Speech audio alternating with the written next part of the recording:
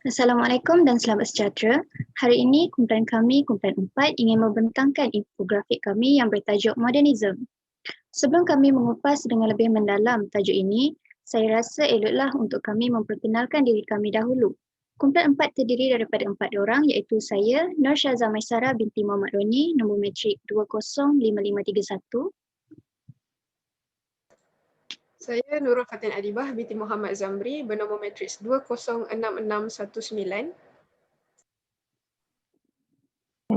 Saya Khairul Anwarul Imran bin Naudin dengan nombor matrik 207435. Saya Su Zhen Wei dengan nombor matriks 206085. Dalam infografik kami ini, kami ingin menjelaskan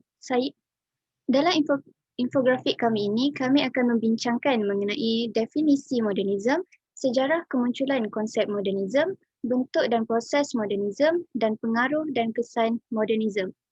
Tanpa membuang masa, saya ingin menjelaskan terlebih dahulu maksud modernism. Jika kita mendengar perkataan modernism, pasti kita akan terfikir apakah yang dimaksudkan dengan modernism. Perkataan modernism ini terdiri daripada dua perkataan akar iaitu modern dan juga ism. Perkataan akar modernism iaitu modern dapat ditarifkan sebagai masa sekarang ataupun berkaitan dengan masa kini ataupun cara atau kaedah yang baru dari segi bahasa ataupun senjata ataupun kelengkapan dan juga lain-lain. Manakala ism pula membawa maksud budaya yang menyerap masuk ke dalam masyarakat. Oleh itu, kita dapat mentafsir modernism sebagai suatu pembaharuan dalam kebudayaan yang meresap dalam masyarakat di mana pembaharuan tersebut adalah dari segi kaedah saintifik. Jika kita sebut mengenai modernism, sudah pasti ramai yang akan mengaitkannya dengan secularism. Namun begitu, mengapakah hal tersebut berlaku? Persoalan ini mempunyai kaitan dengan sejarah kemunculan konsep modernism. Dengan itu, saya akan serahkan persoalan ini kepada ahli yang seterusnya iaitu Adibah untuk menerangkannya. Baiklah, bagi sejarah pemikiran modernism pula. Pemikiran modernism terhasil apabila tercetusnya penentangan terhadap agama yang terhasil daripada pegangan kepada sekularisme pada zaman Renaissance. Di mana zaman Renaissance merupakan zaman peralihan ketika kebudayaan abad pertengahan mulai berubah menjadi suatu kebudayaan moden. Di mana istilah Renaissance merupakan istilah daripada bahasa Perancis ataupun Latin yang membawa iaitu Renaissance bermaksud lahir kembali ataupun rebirth. Pemikiran modernism mula muncul dalam kalangan masyarakat barat pada sekitar tahun 1650 sehingga 1800. Di mana pada sekitar abad inilah berlakunya zaman Renaissance.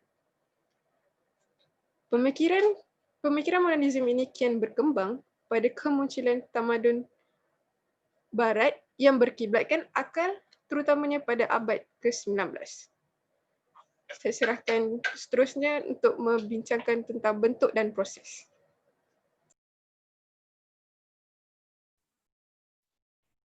Okey, untuk bentuk dan proses modernism pula. Okey, pada mulanya manusia ini hidup berdasarkan medieval.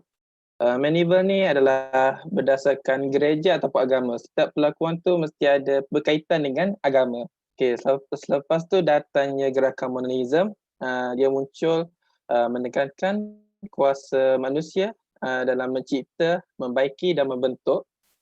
Seterusnya menggalakkan penilaian dari perdagangan ke falsafah. Lepas tu dia tercipta fizik moden, falsafah moden dan teori nombor moden. Okey, tiga ni adalah untuk gerakan modernism. Selepas modernism pula dia akan datangnya postmodernism ataupun pasca modernism. Okey, pasca modernism ni dia ada 8 ciri. Ciri yang pertama adalah timbulnya pembetakan secara krisis terhadap modernism. Yang kedua, meledaknya industri dari segi media massa. Yang ketiga, munculnya radikalisme etnik dan keagamaan. Keempat, munculnya kecenderungan baru untuk menemukan identiti dan penghargaan serta keterikatan rasionalisme dengan masa lalu. Kelima, semakin luas wilayah perbandaran. Keenam, semakin terbukanya peluang untuk kelas sosial. Ketujuh, era pasca moden ini juga ditandai dengan munculnya kecenderungan pencampuradukkan pelbagai nilai keyakinan dan potret serpihan realiti. Dan kelapan, bahasa yang digunakan dalam wacana atau perbincangan pasca modernisme seringkali dikesan ni tidak lagi memiliki kejelasan makna dan inkonsistensi sehingga apa yang disebut era pasca modernisme ini banyak mengandungi sifat paradoks. Sifat paradoks ni ialah bertentangan dengan pendapat atau penerimaan umum. Yang saya boleh cakap di sini, pasca modernisme ni adalah kehidupan kita yang sekarang. Ianya adalah pembaharuan daripada segi pembaharuan yang sebelum ni, dia lebih meningkat. Okey, selepas tu sini juga saya tekan menentang logocentrism, rationality, objectivity dan kaedah saintifik. Ini adalah daripada ciri-ciri yang saya sebutkan tadi, ia berkait rapat dengan ciri tersebut. Okey, seterusnya saya berikan kepada kesan. Itu saya berikan kepada Zenwei. Okey, untuk kesan, dia terbagi kepada yang kesan baik dan kesan buruk. Ya, untuk kesan baik, contohnya untuk ekonomi negara bertambah baik. Okey, sebagai contoh, pelbagai cara dan alat teknologi pada masa sekarang dapat digunakan untuk meningkatkan dan menghasilkan lebih banyak produk kita ke negara lain. So, pada masa itu, semasa produk kita tengah dipromosikan, so ekonomi negara kita boleh bertambah baik.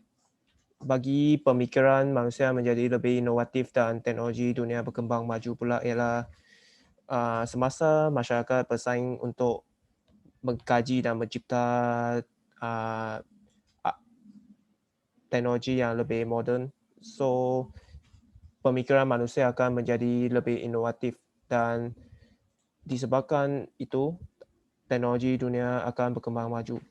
Untuk pertumbuhan semangat nasionalisme pula, sebagai contoh, pelbagai program atau aktiviti pada masa sekarang boleh diadakan secara maya dan ia senang diakseskan oleh masyarakat. Oleh itu, penglibatan masyarakat dalam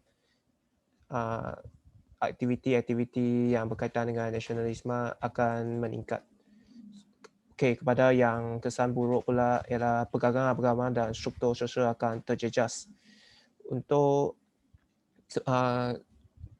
perkembangan selain daripada aspek agama, pergerakan agama kurang dipentingkan lagi dan ia akan menjejaskan struktur sosial yang asal. Seterusnya, ciri-ciri budaya masyarakat yang asal juga akan terjejas. Budaya-budaya asal masyarakat tidak lagi dipraktikkan disebabkan modernisme kerana ia dianggap tidak lagi sepenting daripada dulu. Yang akhirnya ialah keruntuhan akhlak manusia. Manusia menjadi lebih mementingkan diri dan tidak bertimbang rasa terhadap manusia lain. Itu saja daripada saya. Terima kasih. Seterusnya saya next.